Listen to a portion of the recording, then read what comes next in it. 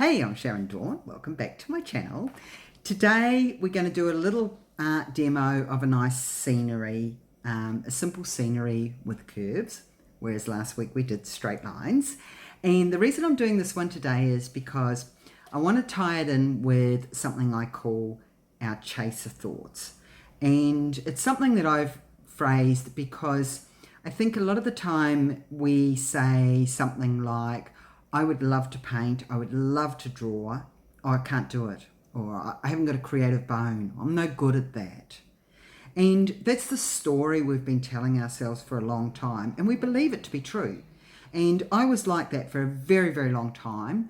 It was only 8 years ago I started even dabbling in art. In my red journal, we're still there, but we're nearly out of it. We've got a page called Catching My Chaser Thoughts. And near the back, we've got a page called Revising Our Chaser Thoughts. So the idea of that is to catch those thoughts when we think something like, I'd love to paint. Oh, no, I can't. Or we're no good at that. Nobody in our family paints. Whatever pops up. And it's all to do with our own self-worth, that we don't quite believe that we can do it. And yet that's not true. That's the story we've been telling ourselves for a very long time. So it seems true to us.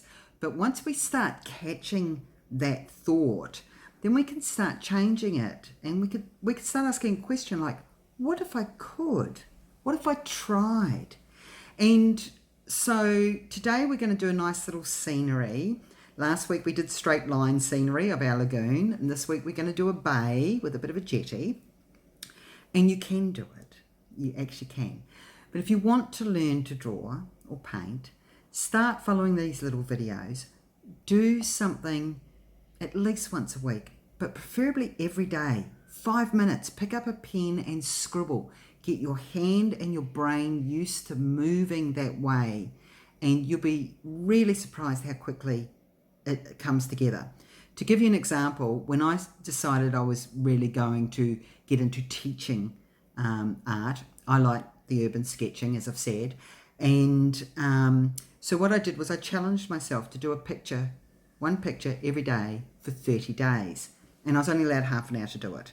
So I couldn't flap around going, oh, I can't do it, what am I going to do? It was just there. And what I did to make sure I did it was I committed to Facebook and told everybody I'm going to do it.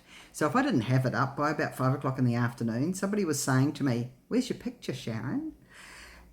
But the beautiful thing was that after about day 14, I was a lot more relaxed with my drawing. In fact, I threw out the pencil because it took too long. And by the time I got to 30 days, I actually did a 90-day challenge after that because I missed it. And my skill went up so quickly because I was just used to picking up the pen and drawing very quickly. So I challenge you, if you've ever said, I want to paint, or I wish I could paint or draw, start following these little videos because you will. And if you watched one of these every day for 14 days or every second day for 14 days, guarantee you'll be drawing so much quicker. So I'm going to do this little demo and I'll talk about a couple of other things that stop us along the way, those little chaser thoughts. So here we go. Let's have fun. So as I said, we're going to do a nice bay. Now, one of the things that we find intimidating is a blank piece of paper. It's really crazy. It's only a piece of paper and yet it's intimidating. So what I do when I'm like that is I put some little dots, and we're sort of going off the camera there, and put a line and a box to put your picture in, which we've talked about before. And then we put just our thirds lines with my watercolour pencil again, because that makes it so much easier. Now, you can also, in the red journal, you've got these ones with the border, the draw like a child. Let me just scoon that up. There you go. And that helps you as well. It takes away that blank paper. But anyway, let's start with our image. And we're going to do just very easy. I'm going to put an island in because we have Hayman Island. Then we have Hook Island. and then we sort of have the mainland, and put a bit of height in that. And I'm going to do a jetty out, and I don't worry about if my hand's shaking, because it sort of does with the camera in the way. To me, the squiggly lines actually give it a little bit more character, so I like that effect. I mean, if you want perfection, as I've said before, take the photo. This is about enjoying a process and building a skill.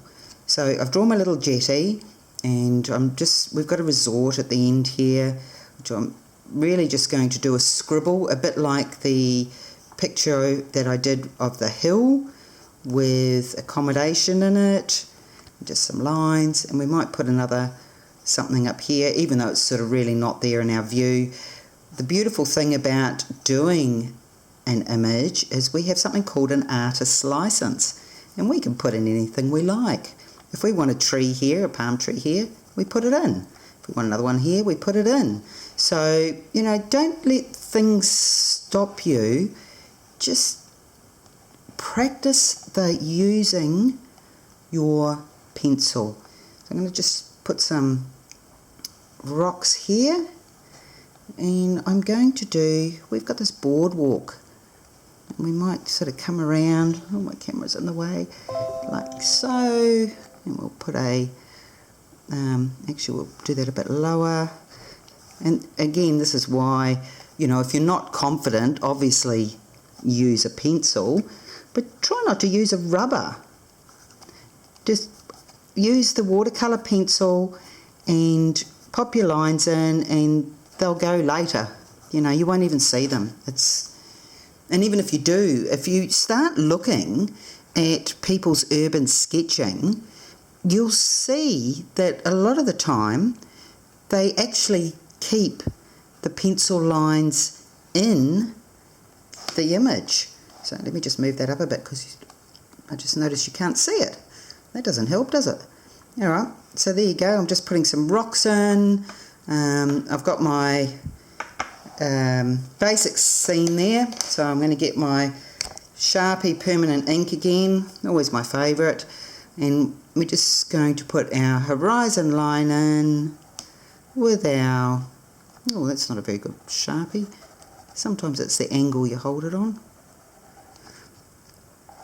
Put our other island in, and we'll come along and put our mainland hill in, and we'll do our jetty. When you're not quite confident of what you're doing, the pencil is quite good in the sense too that you can see where your lines are, and then when you start bringing it together, you can see that that's probably not quite how you want it. And so you just ignore those lines in and make it how you do want it. Again, it's all about keeping it really simple, really loose, and just follow through with how it feels right for you. So I'm going to do that. We're going to come around our bay, and that sort of comes behind there. We've got rocks here, and as you can see, I'm just absolutely scribbling now. Coming down to our rocks here, and our boardwalk sort of goes around like that.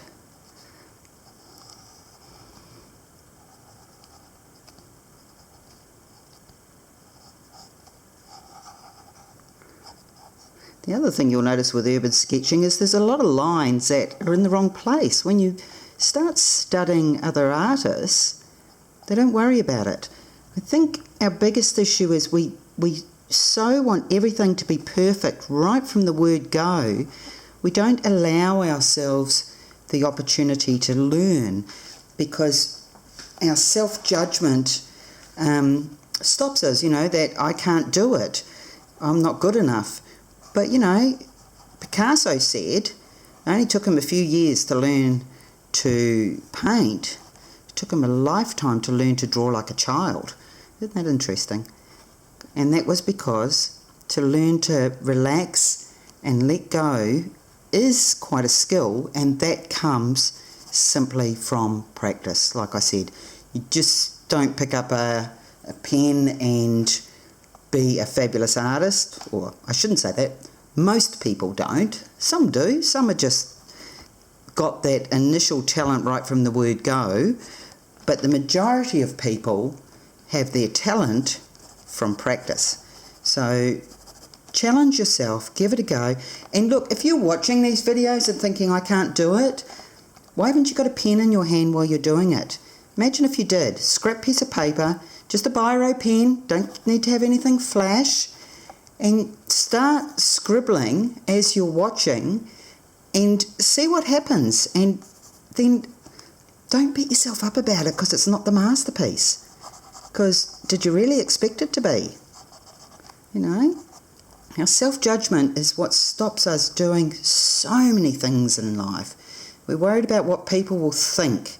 You know, oh, people will look at it and they'll see I'm no good at this. And yet really, are those people drawing? Are they artists? Because you'll find most artists or good artists actually love naivety and they love people just giving it a go. They don't judge quite as much because they've actually learned to let go of that judgment. And I think for me that's what art teaches us more than anything, is letting go of that self-judgment. I can't do it, it's not good enough. How come everybody else can draw and I can't? You know, that's what we get stuck on in life. And as you can see, again, like I keep saying, and I will keep saying, it's scribbling. All I'm doing is scribbling. So I've just put some lines in for the hills, lines for the rocks, and move it down a little bit. And I'm just going to put some squiggles for some clouds. You know, anyone can do that, seriously. Boats, remember, we can just do a line across and a line up. Again, you can do that. Give it a go. So we talked the other day about our image going around. So we've got a footpath going here, we've got the bay. Our eye comes around but sort of gets a little bit stuck here, so I'm going to put a couple of birds in. Again, oh, did we see that? Let me do one more. 2 little flicks. Simple, hey? So, seriously, you can do that. Alright, let's chuck some colour in it. So, to start off with, I'm going to get my little tablet and I'm going to put some cerulean blue in. And I'm just going to plop it in like we do. Interesting thing that I had for me painting was when I was a kid, no one in my family painted, and I was always into art or craft or different things, but I firmly believed I couldn't paint, you know. And you do a picture and somebody'd say, oh, Sharon, you've gone outside the lines, oh no. And so you take that on board and you start believing that your image needs to be between the lines. So because I believed I couldn't paint, I'm going to put a bit of greeny blue here for my hill. Because I believed I couldn't paint, I used to do paint by numbers because I figured, well, they tell you how to do it and at least I'm having fun painting. And that way I didn't have to think about my design, I didn't have to think about how to do colours or anything like that. I'd simply paint inside the lines. Now, they were great fun. I loved doing them, but the interesting thing, of course, is it taught me even more to paint within the lines, and also it takes away your self-expression, your uniqueness to what you're doing. I'm just putting a little bit of mauve in for these. Oops, look at me, I'm always splashing. I'm so good at that. It takes away your creativity, and I found with those paint by numbers that I would put everything exactly in the line. So what I had was this splotchy sort of, just going to dab that out a little bit so it's really light, because remember we want it to go back. You get these splotchy looking images that, okay, you've painted in the lines, but really it's an interesting image. So, and it's not creative. So, you know, whatever you do, remember the thing that whatever you create is totally unique for you.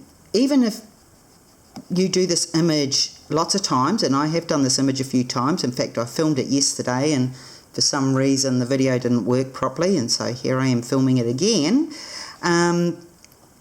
Is that, you know, you just practice it, and there you go. I've lost my train of thought. We won't worry about that. All right, so I'm putting a bit of Payne's grey and a bit of brown for my rock. I want that quite shaded. We're doing the darker. Now, I know I said to you the other day we do dark last, but sometimes you just do it a little bit earlier. Again, there's ideas on how you do stuff, and then there's just how you do it. And that's how you experiment, that's how you learn. You just go with what feels right for you. Now I'm going to put a little bit of ocean in now.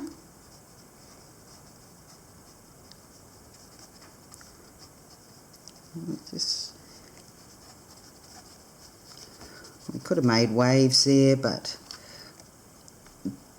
like I've said before, urban sketching is about capturing the essence, the idea of it. It's not about portraying the perfectness of the image. It's about capturing something fun. And look, I can look back at this any time, next year, whenever, and know exactly where it is, simply because when I've painted it, I've connected with it, I've looked at it a lot more. So I have, what's the word I'm looking for? I have a lot more connection. I've seen a lot more, that's what I'm trying to say. I've seen more detail in the image. Okay, so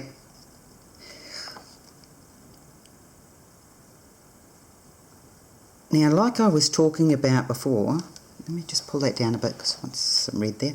Like I was talking before, is this whole thing of I can and I can't. You can, everybody can. We just need to change our thinking just a little bit to I could give it a go. I could try, and if I make a mess, did I have fun? Oh my oath, I had fun. So is that important? Definitely. What's the most important thing in the world? To be happy. And how do you be happy? You have fun what you're doing. So it's a really simple way of putting you in a wonderful headspace. And I think that's why, one of the other reasons why I just love doing this type of thing. Now I'm just doing a bit of colour. You know, rocks have all sorts of shades once you start looking.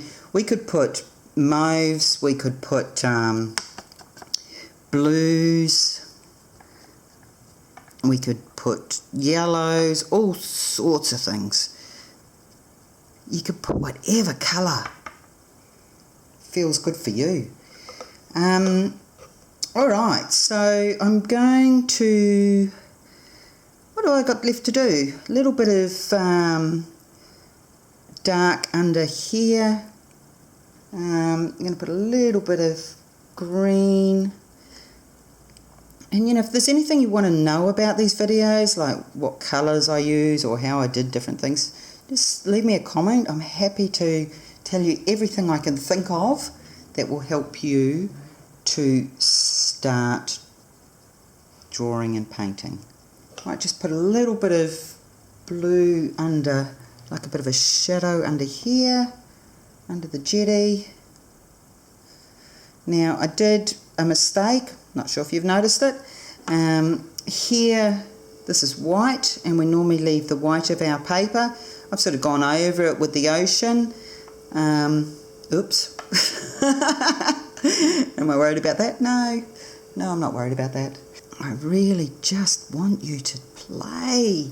I know I keep saying it, but it's so true. It's incredible how quick you start bringing it together in your own mind, in your hand, and just your thinking. And the more you relax, the more chance your image has got to be something that you want it to be. Because when we're tight like this, and we'll do tight lines, it just doesn't come out right. It shows it's tight.